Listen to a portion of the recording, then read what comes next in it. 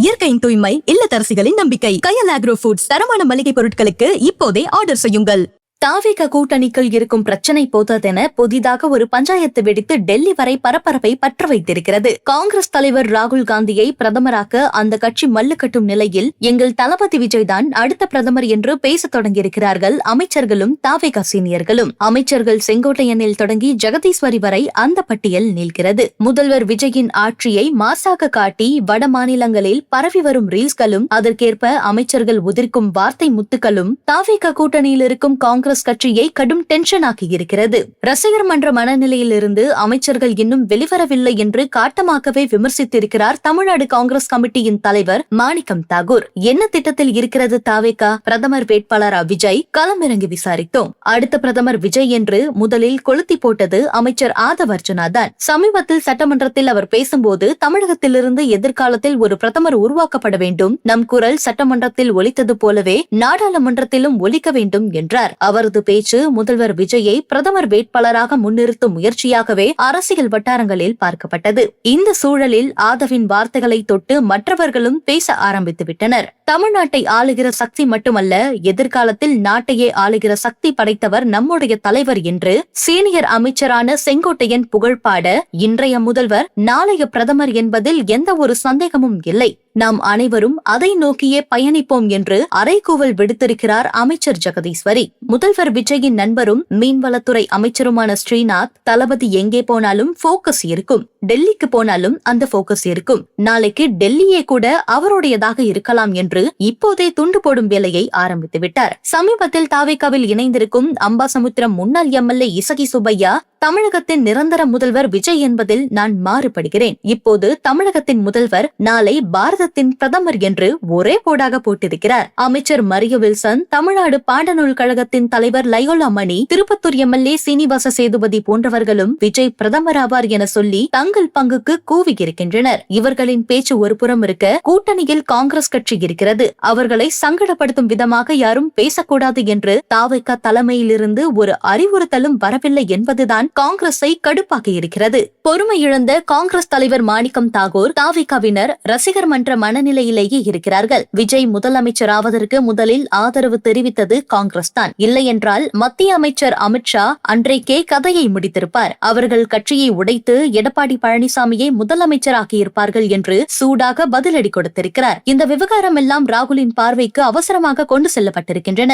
விஜய் பிரதமர் வேட்பாளர் என்ற கருத்துருவாக்கம் போகிற போக்கில் உருவானதல்ல, அது திட்டமிட்டு உருவாக்கப்படுகிறது என்கிறார்கள் விவரமறிந்தவர்கள். அது குறித்து நம்மிடம் பேசிய அரசியல் பார்வையாளர்கள், முதல்வர் விஜயின் பேச்சுக்களும் அறிவிப்புகளும் ரீல்ஸ்களாக தமிழகத்தில் பரப்பப்படுவது ஒரு புறம் இருக்க, வட இந்தியாவிலும் விஜய்க்காக பெரிய அளவில் பிரச்சாரம் ஆரம்பமாகிவிட்டது. பசுமாடுகள் கொல்லப்படுவதை தடுக்க உயர்நீதிமன்றத்துக்கு சென்றுவிட்டார் விஜய். பசுக்களின் பாதுகாவலர் அவர். பெண்ணை பாலியல் தொந்தரவு செய்பவர்களை தூக்கில் போட உத்தரவு போட்டுவிட்டார் விஜய். கோயில்களில் உள்ள உண்டியல்களை அகற்றிவிட்டு பள்ளிகளிலும் கல்லூரிகளிலும் உண்டியல்களை வைக்க விஜய் தளபதி உத்தரவிட்டிருக்கிறார். உண்டியலில் கிடைக்கும் பணத்தை வைத்து தமிழக பள்ளிகளை மேம்படுத்த போகிறார். சிங்கப்பெண் படை மூலமாக ட்ரோன்களை பயன்படுத்தி பெண்கள் பாதுகாக்கப்படுகிறார்கள் என்று டிசைனாக பறக்க விடப்படுகிறது ரீல்ஸ்கள். விஜய் தளபதி என்கிற பெயரில் பரவும் அந்த ரீல்ஸ்களில் சொல்லப்பட்டிருக்கும் தகவலில் துளியும் உண்மையில்லை என்றாலும் ஒவ்வொன்றும் குறைந்தது 50 லட்சம் பார்வையாளர்களை அள்ளுகிறது. விஜய் தளபதி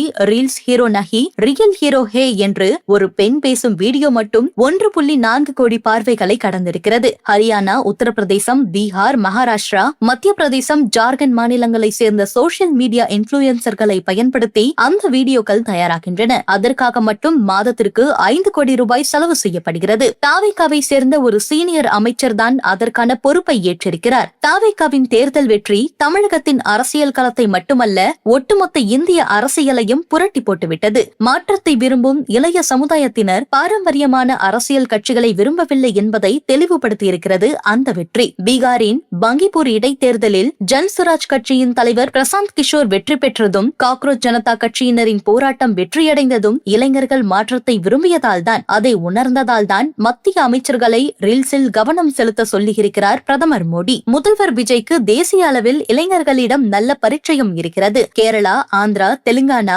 மகாராஷ்டிரா, டெல்லி, பீகார் போன்ற மாநிலங்களில் தனி செல்வாக்கும் இருக்கிறது. அதை வாக்காக மாற்றி வரும் 2029 நாடாளுமன்ற தேர்தலில் சீட் அறுவடை செய்துவிட முடிவெடுத்து விட்டது தாவேகா. பிரதமர் வேட்பாளர் விஜய் என்று முன்னிறுத்துவதன் மூலமாக நாங்கள் காங்கிரஸை கழற்றிவிட்டு விட்டோம் என்று பாஜகவுக்கு மெசேஜ் சொல்கிறது தாவேகா. அதன் மூலமாக தங்கள் பக்கம் டெல்லியின் கோப பார்வை திரும்பாது என்று கணக்கு போடுகிறார்கள் என்றனர் விரிவாக. நம்மிடம் பேசிய சீனியர் அமைச்சர் ஒருவர், ராகுல் காந்தியை பிரதமராக்குவதற்காக தாவேகா கட்சி உருவாகவில்லை, எங்களுக்கென்று தனி கொள்கைகளும் செயல் திட்டங்களும் இருக்கின்றன. 1996 நாடாளுமன்ற தேர்தலில் வெறும் 46 இடங்களில் வெற்றி பெற்றது ஜனதா தளம். மாயாஜல கூட்டணி அமைந்து அந்த கட்சியை சேர்ந்த தேவகவுடா பிரதமராகவும் பொறுப்பேற்றார். அதுபோன்ற மேஜிக் 2029 நடக்கலாம். அப்போது 100 சீட்டுகளில் தாவேகா வெற்றி பெற்றிருந்தால் பிரதமராகும் யோகம் தலைவர் விஜய்க்கு இருக்கிறது. அதற்குத்தான் அதிரடியான இந்த வியூகம். தேசிய அரசியலில் இறங்க திட்டமிட்டிருப்பதால் தெலுங்கானா ராஷ்டிர சமிதி கட்சியின் பெயர் மாற்றம் செய்யப்பட்டது போல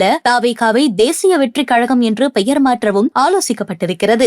இந்தியா முழுவதும் நாங்கள் வெற்றி பெற வாய்ப்பிருக்கும் தொகுதிகளை அடையாளம் காணும் பணி தொடங்கியிருக்கிறது. எதிர்காலத்தில் ஜன்சுராஜ், காக்ரோச் ஜனதா கட்சியுடன் கூட்டணி அமைந்தாலும் ஆச்சரியப்படுவதற்கில்லை என்றார். ஒரு முடிவோடுதான் இறங்கியிருக்கிறார்கள் தாவேகாவினர். முதல்வர் விஜய் மீதான ஈர்ப்பை தேசிய அளவில் அறுவடை செய்யவும் வியூகம் வகுக்கிறார்கள். அதில் பெரிதாக அடிவாங்க போகும் காங்கிரஸ் கட்சிதான் கொதிக்கிறது.